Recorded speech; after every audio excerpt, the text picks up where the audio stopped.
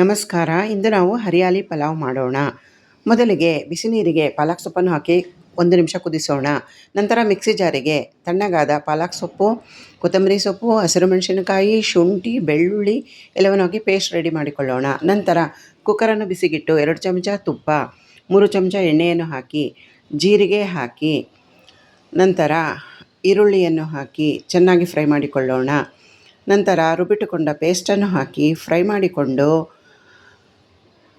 ತೊಳೆದಿಟ್ಟುಕೊಂಡ ಅಕ್ಕಿಯನ್ನು ಹಾಕೋಣ.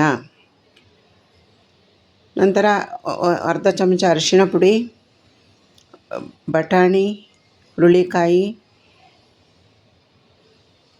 ಗರಂ ಮಸಾಲ ಪುಡಿ 1 ಚಮಚ, ಪುದೀನ ಸೊಪ್ಪು, ಕೊತ್ತಂಬರಿ ಸೊಪ್ಪು, 2 ಟೊಮೆಟೊವನ್ನು ಹೆಚ್ಚಿ ಹಾಕಿ, 1 ರುಚಿಗೆ ತಕ್ಕಷ್ಟು ಉಪ್ಪನ್ನು ಹಾಕಿ 1 ಲೋಟ ಅಕ್ಕಿಗೆ 2 ಲೋಟ ನೀರನ್ನು ಸೇರಿಸಿ ಕುದಿಯುವ ಹಂತದಲ್ಲಿ ಕುಕ್ಕರ್ ಮುಚ್ಚಳ ಮುಚ್ಚಿ 2 ಸರಿ ಕೂಗಿಸಿಕೊಂಡರೆ ಪಲಾವ್ ಸವಿಯಲು ಸಿದ್ಧ.